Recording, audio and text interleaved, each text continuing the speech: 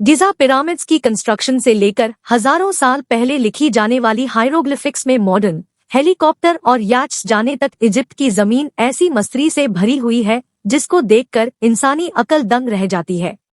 Cairo से 550 kilometre दूर ancient Egypt के प्राचीन शहरों में से एक शहर को अबाइडोस के नाम से पहचाना जाता है। इसके एक तरफ 11 किलोमीटर दूर नाइल रिवर गुजरती है तो दूसरी तरफ दूर दूर तक सिर्फ ऐसी रेत ही रेत है। 1988 की बात है जब तूफानी आंधी की वजह से रेत के अंदर से एक अजीबोगरीब चीज उभर कर बाहर आई।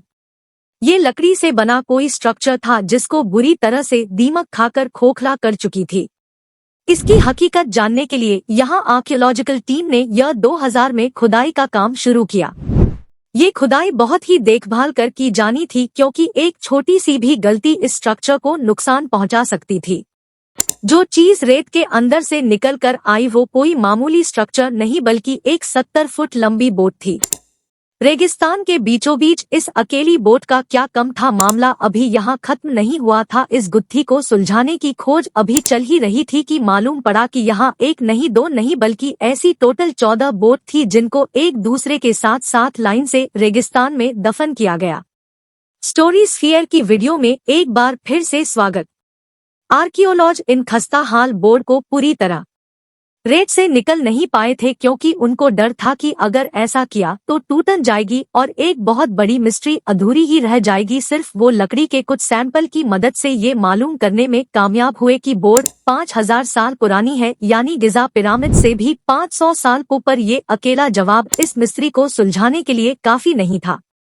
कुछ सालों के बाद लेटेस्ट सोनार स्कैनिंग टेक्नोलॉजी की मदद से अब आर्कियोलॉजिस्ट इस काबिल हो चुके थे कि वो इस पूरे एरिया को बगैर हाथ लगाए उसका एक 3D मॉडल बना सके। स्कैनिंग के बाद जो 3D मॉडल बनाया गया वो कुछ इस तरह दिखता है। ये इंसानी इतिहास में अब तक का सबसे पुराना बेड़ा माना जाता है।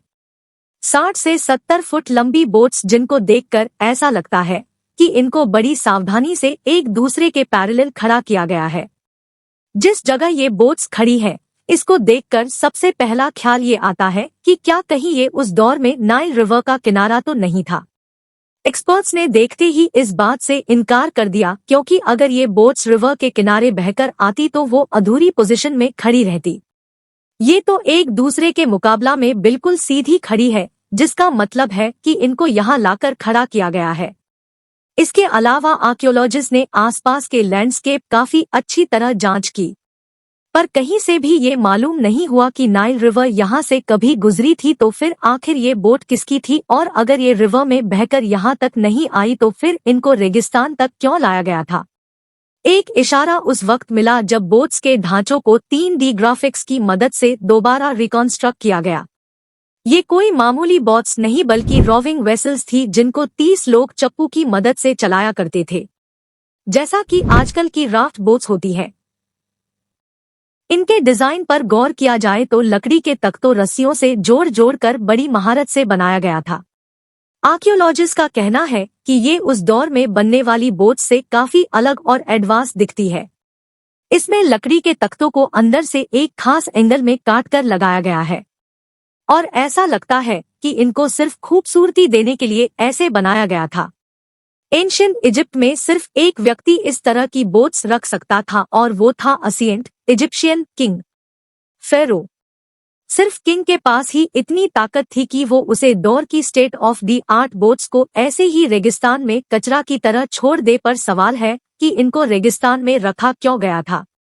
इस मिस्ट्री को सुलझाने के लिए इजिप्टोलॉजिस्ट ने आसपास के एरिया की छानबीन शुरू कर दी। जिस जगह पर ये फ्लीट दफन हो रखा है इसके पास ही एक बहुत बड़ा मिट्टी की ईंटों का स्ट्रक्चर मौजूद है।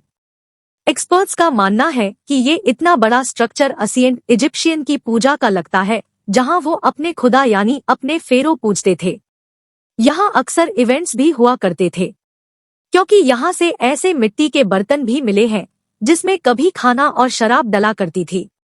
इन बर्तनों की कार्बन डेटिंग भी यही इशारा दे रही थी कि इनको उसी दौर में बनाया गया था जिस दौर में इन 14 बोट्स को बनाया गया था।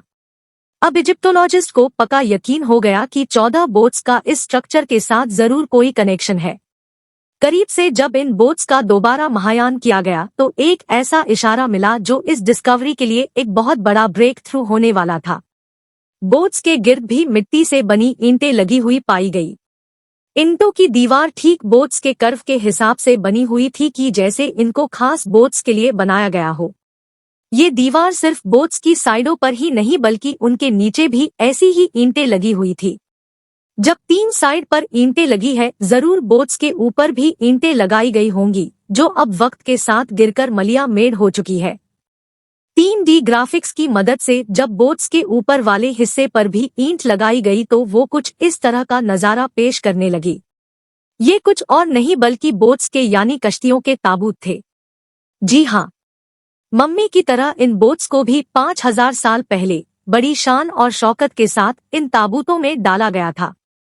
इनके ऊपर खूबसूरती के लिए व्हाइट लाइमस्टोन का प्लास्टर किया गया था। जब सूरज की रोशनी इन पर पड़ती थी तो ये रेगिस्तान में दूर से ही चमकती दिखाई देती थी। आपको यहाँ बताते चले कि पिरामिड्स भी जब नए नए बने थे तब इनकी टॉप लेयर पर भी इसी किस्म का व्हाइट ब्लास्टर लगाया गया था। आर्कियोलॉजिस्ट को कई एविडेंस मिले हैं जिससे जाहिर होता है कि एशियंट इजिप्शियंस व्हाइट लाइमस्टोन के प्लास्टर को खूबसूरती के लिए इस्तेमाल किया करते थे। लाइमस्टोन के बाद पिरामिड्स भी रेगिस्तान में मोती की तरह चमकते थे।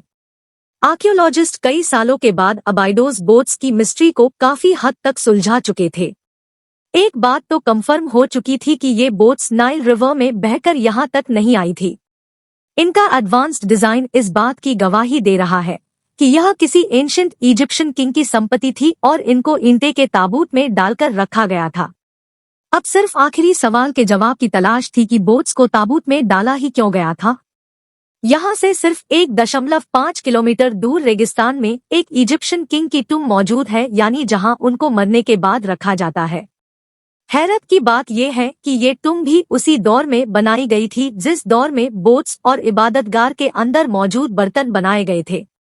इस टूम में न सिर्फ फेरो की मम्मी को रखा गया था बल्कि इसके साथ जो ये छोटे छोटे बॉक्सेस आप देख रहे हैं, इनमें फेरो के करीबी साथियों को दफन किया गया था, वो भी उसी दिन जिस दिन किंग की मौत हुई थी।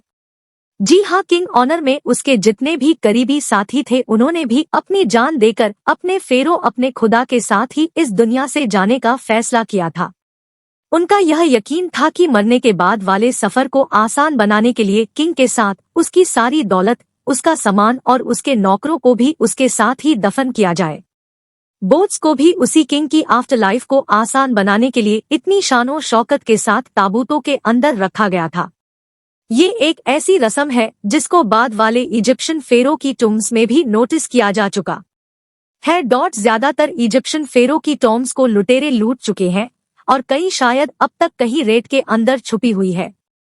1922 में वैली ऑफ किंग में जमीन से कई फुट नीचे किंगन खामन की टॉम्स मिली थी जो किसी तरह लुटेरों से बच निकली। इसमें किंग का सारा खजाना और सारा सामान बिल्कुल सही सलामत अनटच हालत में मौजूद था। इस खजाने में भी 35 बोट्स के मॉडल पाए गए थे जिनको शायद अबाइडोस बोट्स की तरह ही किंग की आफ्टर लाइफ के सफर को आसान बनाने के लिए उसके साथ ही दफन किया गया था। आशा है स्टोरी स्फीयर की यह वीडियो भी आप लोग भरपूर लाइक और शेयर करोगे। मिलते हैं अगली शानदार वीडियो में। धन्यवाद।